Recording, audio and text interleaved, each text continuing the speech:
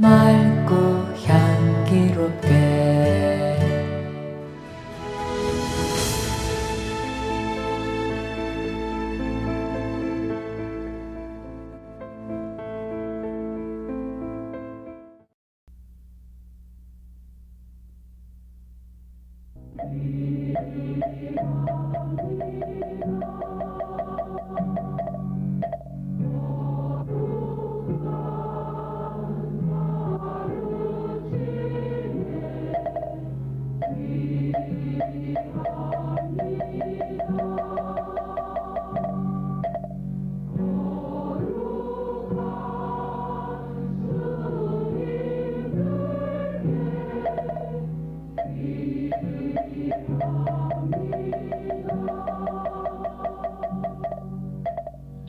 이어서 항선 주지스님께서 인사 말씀 및 길상사 창건 2주년 경과 보고 말씀을 해주시겠습니다. 앉은 자리에서 반배로 인사 올리겠습니다.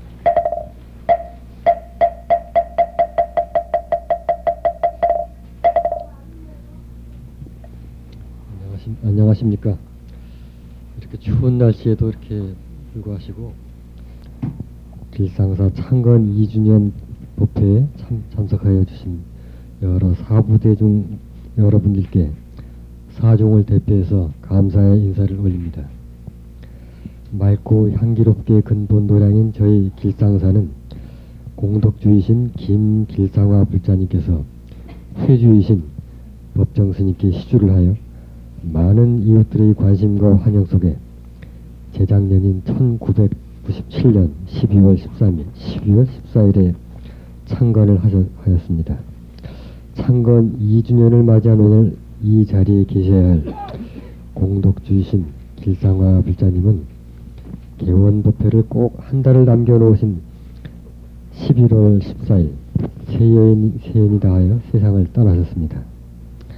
타계하시기 하루 전날인 11월 13일에 이곳 길상사를 찾아오셔서 저희들에게 내가 죽으면 화장해서 눈이 많이 쌓이는 날 아름다운 길상사에 뿌려달라고 유언까지 남기시고는 아무 미련 없이 저희들 곁을 훌쩍 떠나셨습니다. 이곳 길상사 터를 시주하고 떠나신 김길상화 불자님은 비록 이 자리에 계시진 않지만 길상사는 할머니의 그 고귀한 정신을 받들어서 오늘 이렇게 창건 기념법회를 하고 있습니다. 이 자리를 빌어서 거듭 길상화 불자님의 명복을 빕니다. 길상사는 이렇게 2년 전에 길상화 불자님의 시주로 태어났습니다. 길상사는 창건 이후에 여러 내빈들과 불자님들께서 보시는 바와 같이 많은 불사를 하였습니다. 지금은 그 대원각의 흔적을 찾아볼 수 없으리만큼 사찰로 그 도량 정비를 말끔히 하였습니다. 조그만 처가집들은 이제 비가 세서 모두 지붕을 수리하고 또 노후된 수도관 공사와 구석구석에 쌓인 대원각 시절의 그 흔적들을 없애고 계절마다 도량을 아름답게 가꾸어줄 꽃과 나무들을 많이 심어왔습니다. 그리고 길상사에 창건 초부터 추진해온 불상 조성불사를 올해 회양을 하였습니다. 지난 여름인 1999년 8월 11일에는 설법전에 서가모니 부처님을 봉안하였고 그래서 수련생들이 여법하게 수련과 신행생활을 할 수 있도록 하였습니다. 그리고 지난 11월 22일인 동안거 결제일에는 법당인 극락전에 지장탱화와 신중탱화를 봉안하여 극락전인 법당이 제 모습을 갖출 수 있도록 우리 길상사 신도님들께서 적극 동참해 주셨습니다. 이렇듯이 많은 불사를 하였지만 길상사 건물이 대원각 시절부터 많이 노후되어 있기 때문에 그리고 비가 세기 때문에 여기저기 보수를 해야 될 곳이 한두 군데가 아닙니다.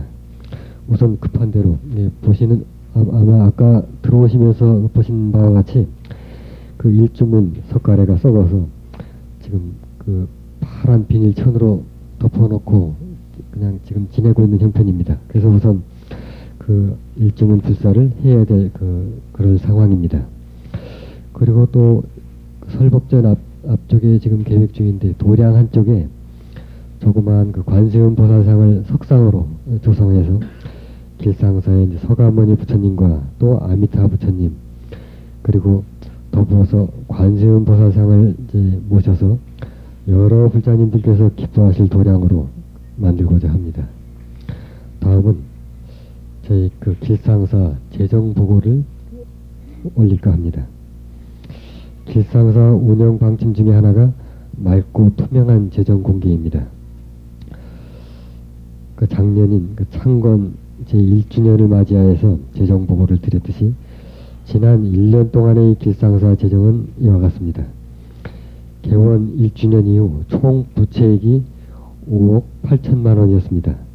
그 내역은 대원각을 길상사로 변모하기 위해서 여러 군데 쓰여진 불사금으로서 약 4억 원이 소요되었는데 은행에서 3억 원을 대출받아서 충당을 하였습니다.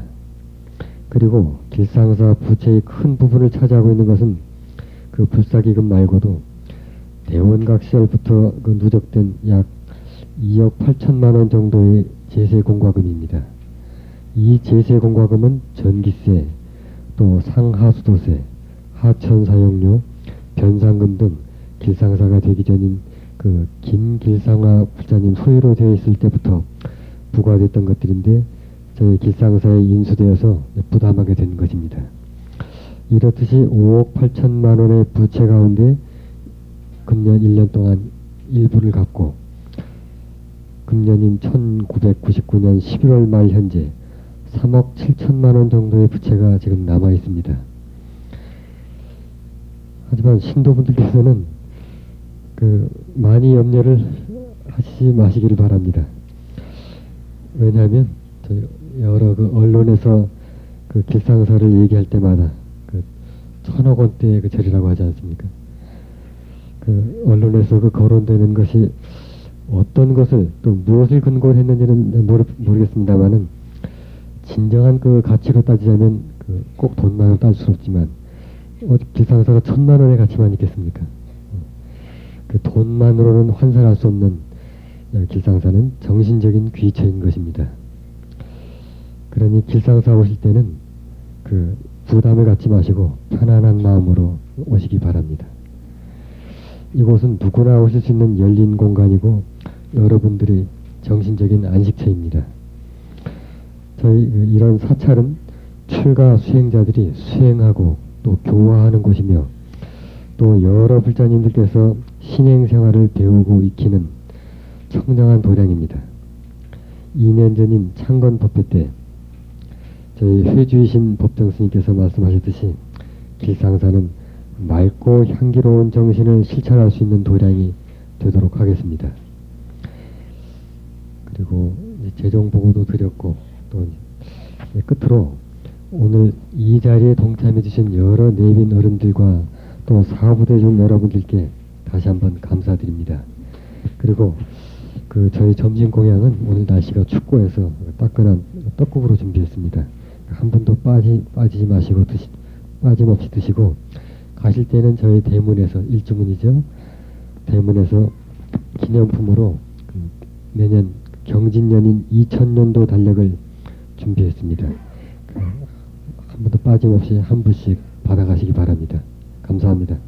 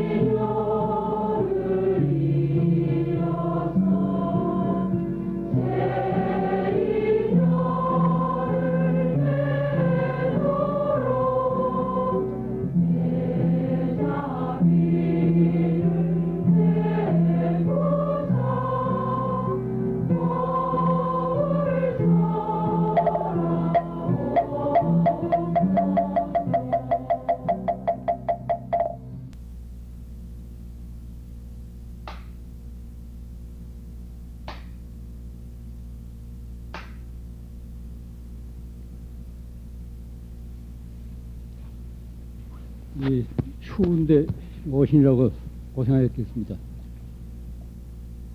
밖에 계신 분들 편하게 어디 앉으시고 추우면은 어디 안으로 들어가셔도 되겠습니다. 이 도량이 이름 그대로 길상스러운 도량이 되었으면 하고 저는 늘 그렇게 바랍니다. 길상스러운 도량이 되려면은 겉으로 법당이라든가 요사체라든가 혹은 법당의 뭐 불상이라든가 행화만 가지고 그런 길상스러운 도량이 되는 것은 아닙니다. 그 안에서 여법한 수행과 기도와 교화 등 이런 신행 생활을 통해서 그 도량은 빛을 발하게 됩니다. 저를 포함해서 우리는 한때 살다가 갈 그런 존재들입니다. 유한한 존재들입니다. 맑고 향기로운 도량의 가풍이 이 터전에서 두고두고 이어졌으면 좋겠습니다. 이 자리에 모인 우리 모두가 이 도량의 가풍을 이루는데 그 초석이 되고 씨앗이 되어야 할 거라고 저는 생각합니다. 따라서 그 꽃과 열매는 우리 시대뿐이 아니고 우리 다음 세대까지도 두고두고 계승될 겁니다. 지난 가을 길상사에 오신 분들은 단풍이 아주 고왔던 걸 기억하실 겁니다. 어떤 산중의 단풍보다도 아주 아름다웠습니다. 그것은 이 나무들이 그 전에 이제 요정으로 있을 때보다도 이 절이 되니까 환희심이 나서 그렇게 마음껏 자기 기량을 발휘했을 거라고 저는 그렇게 생각하고 싶습니다. 아무쪼록 이 절이 좋은 절이 되기를 저는 늘 바라고 있습니다. 따라서 이 기회에 제가 감사의 말씀을 드리고 싶은 것은 길상사에는 자원봉사하는 그런 신행단체들이 몇 있습니다. 집안 살림도 힘겨울 텐데 늘 오셔가지고 전리를 내 집안 일처럼 그렇게 착실하게 알뜰하게 살펴주는 그 보현이라는 그런 신행단체가 있고 또 우리 거사님들이 또 열심히 도량을 외워하고 있습니다. 또 청년의 불자들과 또 합창단 불자들이 도량 장엄을 위해서 많이 애쓰고 있습니다. 이 기회에 감사 말씀 드리고 싶습니다.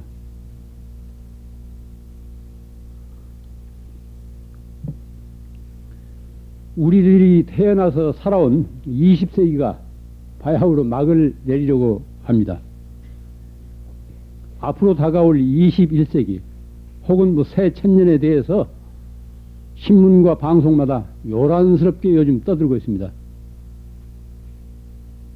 뭐 앞으로 이제 새 천년이 뭐 며칠을 앞으로 남았다고 이렇게 이제 날마다 이렇게 보도를 하고 있는데 저는 그 보도를 접할 때마다 시간이라는 존재에 대해서 새삼스럽게 묻게 돼요.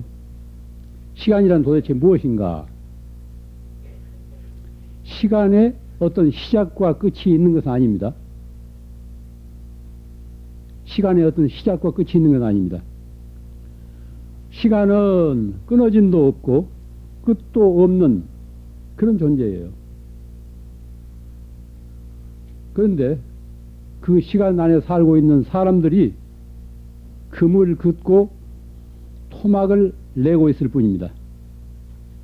시간 자체는 마치 허공처럼 우리 손에 잡히지 않습니다. 그렇지만은 전혀 없는 것이 아니라 우리 안에서 존재합니다. 시간은 순간순간의 삶에서 지금 이 자리에 이렇게 있습니다. 시간이 딴 데 있는 게 아닙니다. 우리와 함께 늘 지금 이 자리에서 이렇게 있습니다. 얼마 전에 누가 이 방송사에 있는 한 기자가 저를 만나서 그렇게 물어요. 스님은 다가올 미래에 대해서 어떤 기대를 가지고 있습니까? 그 질문을 받자 저는 평소대로 나는 오늘을 살고 있을 뿐이지 미래에 대해서는 관심이 없어. 이렇게 대답했어요. 저는 솔직히 그렇습니다. 미래에 대해서 전혀 기대를 하고 있지 않습니다. 어떤 계획도 없어요. 그냥 하루하루 그렇게 살아갑니다. 즉시 현금 갱무 시절, 바로 지금이지 그때가 따로 있는 것은 아닙니다. 이것은 임재선사의 법문만이 아니고 부처님과 조사들이 한결같이 말씀해온 바입니다. 바로 지금이지 그때가 따로 우리를 기다리고 있는 게 아니라는 거예요. 21세기가 됐건 또 무슨 세기가 됐건 그 시절이 우리를 기다리는 것이 아닙니다. 우리는 순간순간 살고 있을 뿐입니다. 그래서 이런 그 교훈을 남깁니다. 과거를 따라가지 말고 미래를 기대하지 말라. 한 번 지나가 버린 것은 이미 버려진 것. 미래는 아직 오지 않았다. 다만 현재의 일을 자세히 살펴 잘 알고 익히라. 오늘 할 일을 부지런히 행하라. 누가 내일의 죽음을 알 수 있으랴. 아한병에 나오는 부처님 교훈이에요.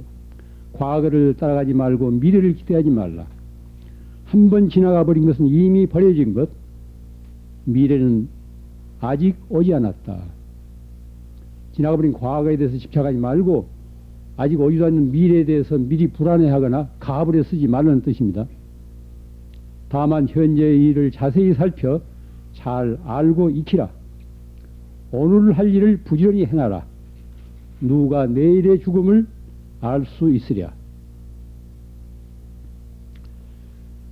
여러분들도 이제 보도를 통해서 아시겠지만은 새해 맞이를 하겠다고 지금 동해안 일대의 호텔이나 숙박소는 다 이미 동이 났대요. 이미 예약이 끝났대요. 이런 현상을 보고 태양이 사람들을 보고 웃을 것입니다. 어제 뜬 해와 오늘 뜬 해가 이게 다른 해입니까? 똑같은 해예요. 이런 짓은 분별을 좋아하는 서양 사람들의 이게 호들갑이에요. 서양 사람들은 늘 그런 걸 좋아해요. 맨 먼저 해가 뜨는 데가 어디냐? 남태평양 무슨 섬이라 하더라. 그래서 거기 뭐 길을 쓰고 거기 가지 않아요? 동양에서는 일찍이 그런 그 시간에 대해서 별 관심이 없었습니다. 그런데 지금 소위 서양 문명이 이렇게 이제 온 지구를 휩쓸다 보니까 우리도 거기에 오염돼 가지고 그렇게 지금 같이 놀아나고 있는 겁니다. 이 항명선사라고 영광 불갑사에서 중이 돼 가지고 호남 일대에서 살다가 가신 큰 스님이에요. 70여 년 전에 돌아가신 분인데 이분 그 어록에 보면은 이 세월에 대해서 이렇게 읊고 있습니다. 묵은 해니 새해니 분별하지 말게. 겨울이 가고 봄이 오니 해 바뀐 듯 하지만 복에나 저 하늘이 달라졌는가. 우리가 어려서 그 꿈속에 사네. 묵은 해니 새해니 분별하지 말게. 겨울이 가고 봄이 오니 해 바뀐 듯 하지만 복에나 저 하늘이 달라졌는가. 우리가 어려서 그 꿈속에 사네. 지난 20세기에 인류가 발명한 연장 중에서 주목할 만한 것은 컴퓨터입니다. 전자계산기예요. 그 놀라운 기계입니다. 사람의 머리와 손으로 만든 연장인데 이제는 이 연장이 우리를 사람을 부리고 있어요. 이게 컴퓨터 없이는 엄청 못할 정도로 지금 그렇게 얽혀 있습니다. 정보화 사회란 뭡니까? 이 컴퓨터의 노름이에요. 이 전자계산기의 노름입니다. 그 기억 용량은 아주 무궁무진해요. 제가 최근에 무슨 책을 만들면서 그 컴퓨터 작동하는 걸 곁에서 이제 지켜보았는데 책 표지의 색깔까지도 컴퓨터가 다 분석해서 입력해가지고 사람이 할 수 있는 일을 대신 해줘요. 그 단추만 누르면은. 이 정보화 사회에서는 컴퓨터가 이게 주인입니다. 컴퓨터가 이게 주체예요. 사람은 그 부속품에 지나지 않습니다. 그렇기 때문에 눈만 뜨면 그 사각 스크린 앞에서 뭐 기도하듯이 그렇게 앉아 있잖아요. Y2K라는 말 들어보셨죠? Y2K. 보살님들한테는 뭐 이제 생소한 소리겠지만 요즘 신문이라든가 방송 한참 떠들지 않습니까? Y2K. 이것은 컴퓨터의 2000년 인식 오류, 그 정보를 오독할 수 있다는 거예요. 이거 일찍이 예상 못했던 일입니다. 컴퓨터를 다루던 사람들도 일찍이 예상 못했던 일이에요. 이 Y2K, 이 소위 정보 오류는 컴퓨터를 만든 그 기술 초창기에 한정된 그 기억 용량을 고려해서 또 비용을 절약하기 위해서 연도 표시를 2자리로밖에 안 했대요. 그러니까 1999년을 그냥 99년으로 대체할 수 있도록 그렇게 2자리 표시밖에 안 했다네요. 이것이 이제 이런 표기가 관행화돼서 이제 굳어졌어요. 그런데 2000년에 들어서서 이 컴퓨터들이 1900년으로 잘못 읽을 가능성이 있다는 거예요. 이렇게 되면 큰 혼란이 일어날 겁니다. 이런 현상은 기계와 기술에 대한 인간의 맹목적인 신뢰와 의존에 의문이 제기된 겁니다. 그 컴퓨터가 완벽한 줄 알고 거기에 의존을 했는데 이게 까탈을 부게 되면 인간 생활 자체가 큰 혼란이 된다는 거예요. 여기 조금 전에 미국서 온 전화를 하나 제가 받았는데 언제 여기 올 일 없냐고 그러니까 미국에서는 지금 Y2K 이 두려움 때문에 1월 5일까지는 어디 일체 여행들을 안 한다네요. 그 여기 한번 다녀가기로 한 어떤 신자가 이 Y2K 이것 때문에 정초에는 못 나오겠다고 이런 뭐 연락이 왔습니다. 우리는 그런데 별 신경 안 쓰는데 미국에서는 아마 그런가 봐요. 왜냐하면 거기는 우리보다 훨씬 더 컴퓨터에 대해서 컴퓨터를 신주단지로 모시고 있기 때문에 그게 이제 어떻게 나올지 모르기 때문에 엄청 못한다는 거예요. 그래서 이제 그 뭐 국내에서도 이제 미리 은행에 가서 예금들 찾아놓고 뭐 시장 봐놓으라고 그러지 그렇게 뭐 얘기하지 않습니까? 이런 현상은 기계와 기술에 대한 인간의 맹목적인 어떤 그 신앙, 신뢰와 의존에 새삼스럽게 의문이 제기된 거예요. 인간은 저 자신부터 완전한 존재가 아닙니다. 이게 얼마든지 실수를 할 수 있는 그런 존재예요. 이게 얼마나 다행이에요. 인간이 완벽한 존재라면 그 무서워요. 실수를 할 수 있는 존재라는 것이 바로 그 인간입니다. 사람은 실수를 통해서 자신을 되돌아보고 그 과정에서 새롭게 배우게 됩니다. 완벽주의는 경계해야 됩니다. 그럼 비인간인 거예요. 물론 누구나 한때는 완벽주의를 기하지만은 어느 정도 인간이 성숙하게 되면은 그 완벽주의로부터 벗어나야 됩니다. 완전한 게 세상에 어디 있습니까? 그 숨 막히는 거예요. 그 비인간적인 겁니다. 인공지능 분야에서 개척자인 MIT 한 그 과학, 뭐 세계적으로 이름난 사람이에요. 그 이름은 조셉 바이첸바움, 조셉 바이첸바움이라는 사람인데, 저도 어떤 책에서 보니까 이렇게 이제 인공지능, 이 컴퓨터 분야에서 아주 세계적으로 앞선 사람인데, 이 컴퓨터에 대해서 지극히 우려를 표하고 있어요.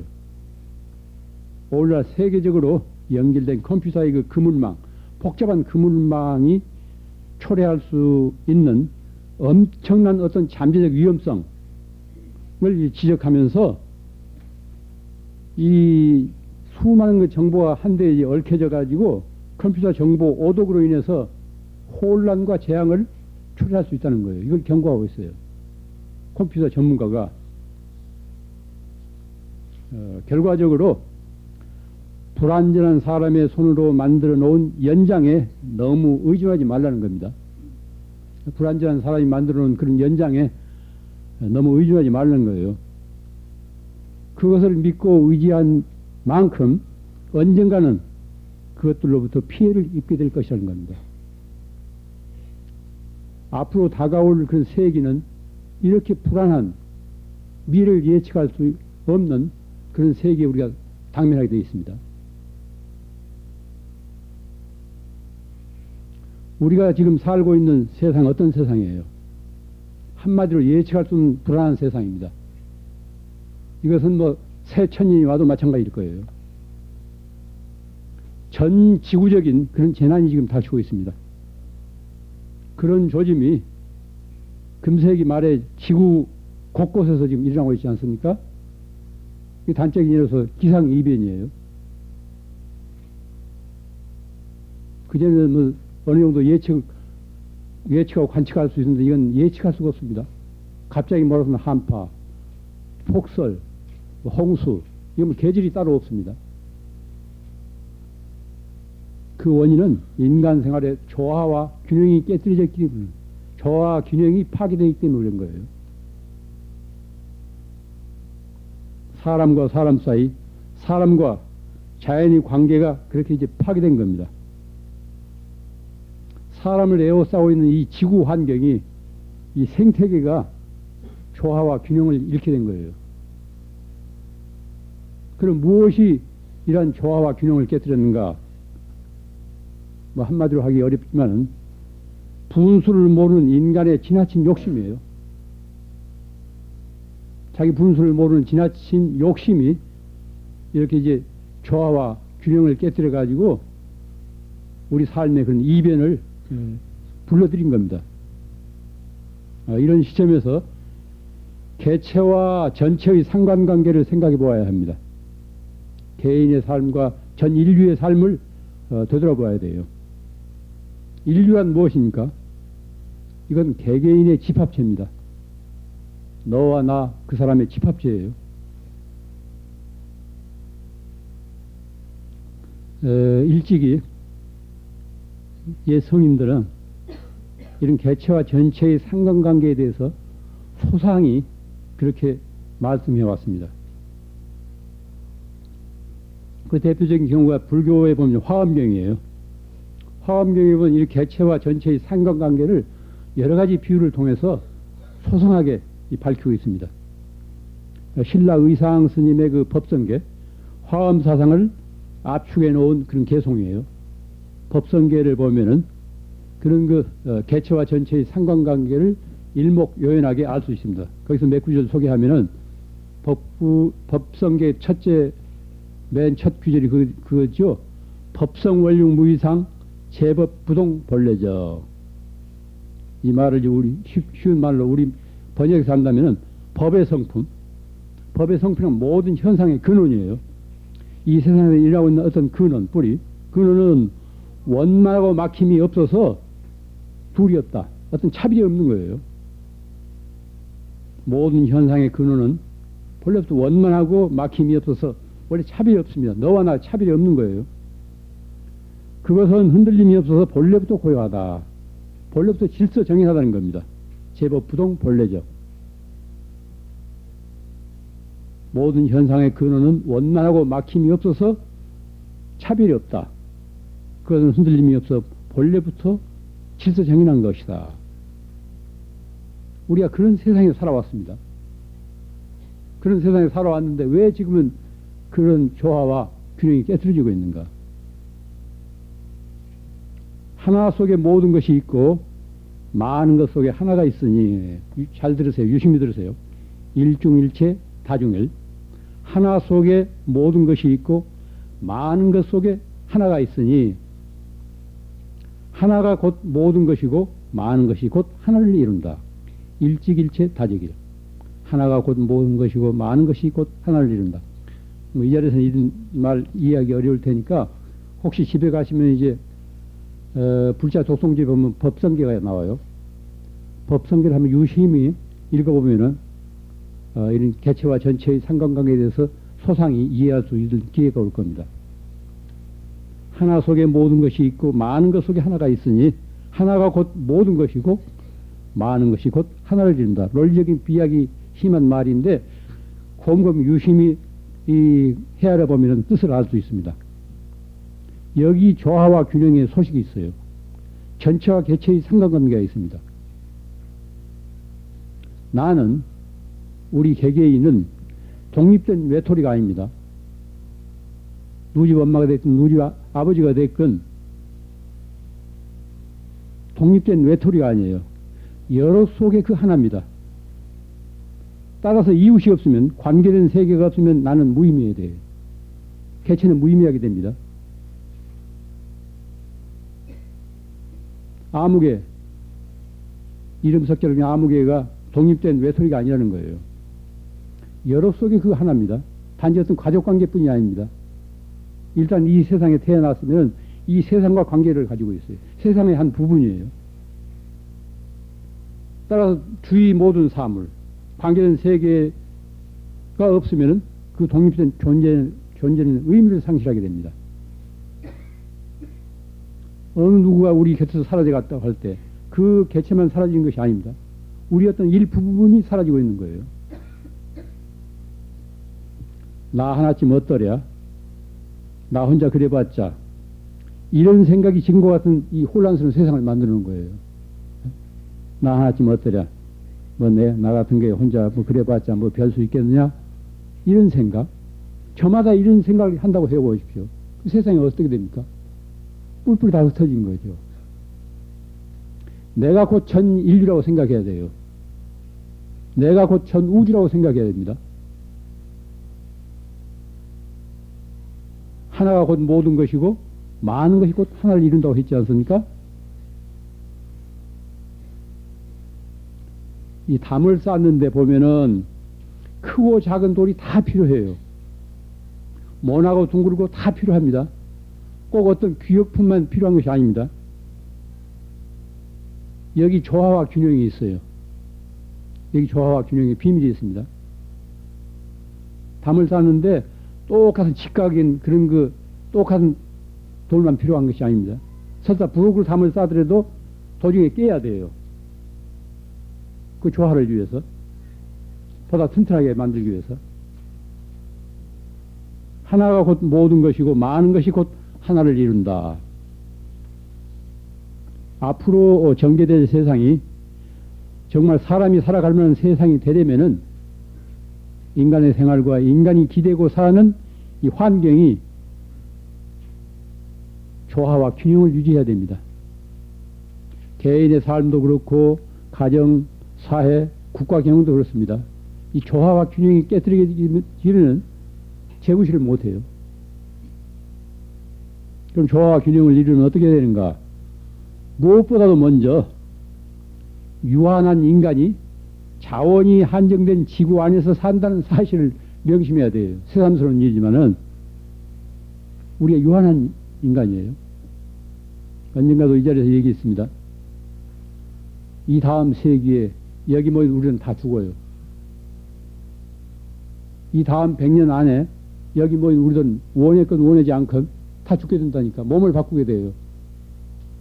그걸 슬퍼하지 마세요. 그건 당연한 일이에요. 새끼 우리가 밥 먹고 자듯이 그건 당연한 일이에요. 새 몸을 받기 위해.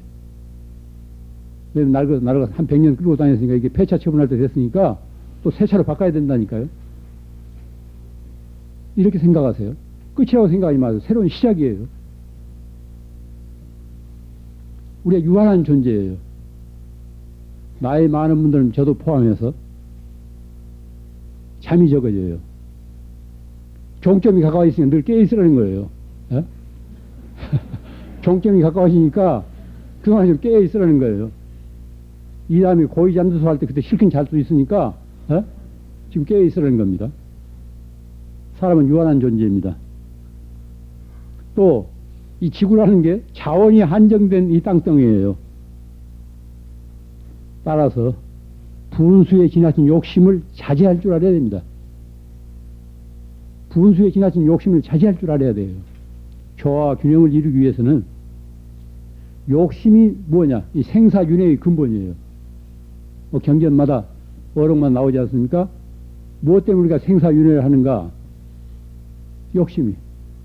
분수를 모르는 욕심이, 과욕이. 덜 쓰고 덜 버려야 됩니다. 조화와 균형을 이루려면 덜 쓰고 덜 버려야 돼요. 이 과소비는 악독이에요. 과소비는 악독. 요즘 또 이제 IMF 바람이 이제 뭐 희미해져 가지고 또 과소비 시작하지 않습니까? 또 이 지구가 이 무기물이 아니고 살아있는 커다란 생명체라는 것을 철저히 각성해야 돼요. 이 지구라는 게 무기물이 아닙니다. 살아있는 커다란 생명체예요. 그 안에 우리가 지금 살고 있는 거예요. 사람만이 아니라 수많은 생물들이 함께 살아가는 이게 생명의 터전입니다. 지구가 앓거나 병들게 되면은 그 안에 사는 우리들 자신이 병들지 않고 또 살아갈 수가 없습니다.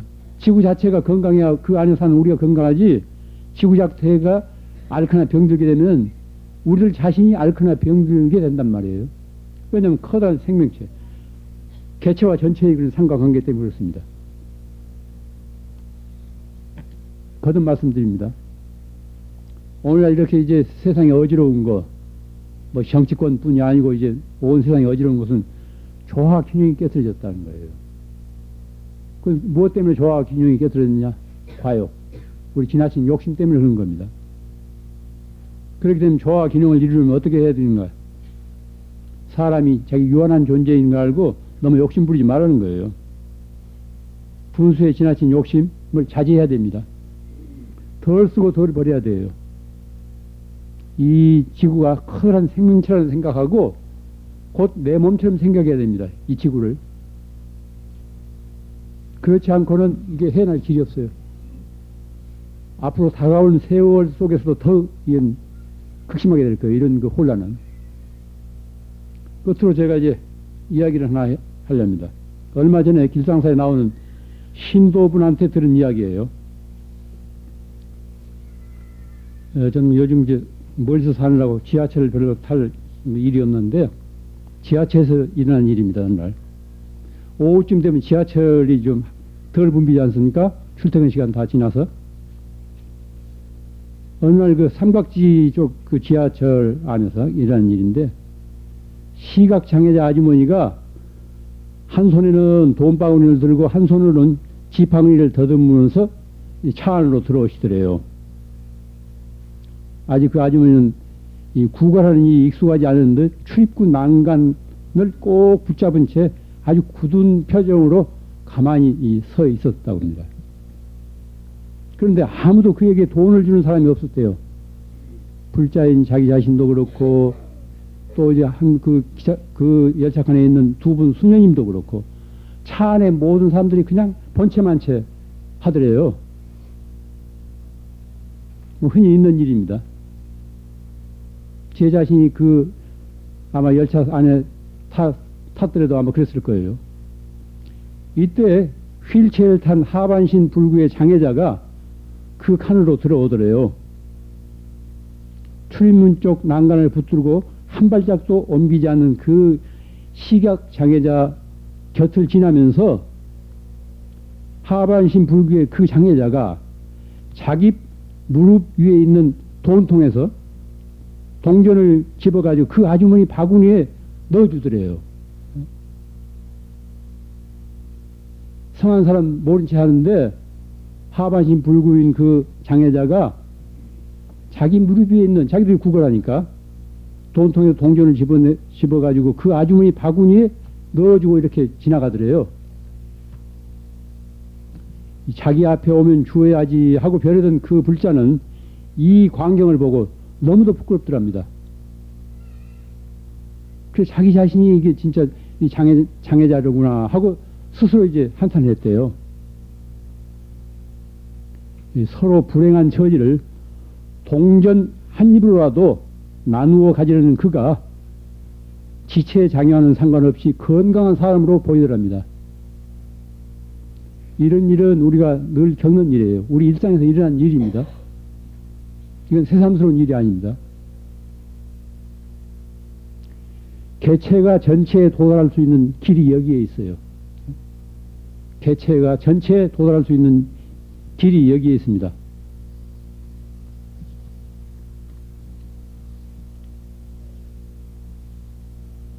조화 균형의 비밀이 이런 곳에 있습니다. 베풀 때는 찾아오기를 기다리지 말아야 됩니다. 찾아가서 베풀어야 돼요. 베푼다는 일이 뭡니까? 나서는 거 아닙니까? 누가 시켜서가 아니고 내 마음이 내켜서 하는 것이기 때문에 찾아 나서야지, 찾아오기를 기다리는 것, 그건 베푸는 것이 아닙니다. 우리가 하루하루 살아가는 생애의 과정에서 후회되는 일을 남기지 말아야 합니다. 그 속에서 삶의 조화와 균형을 이루면서 살아가야 합니다.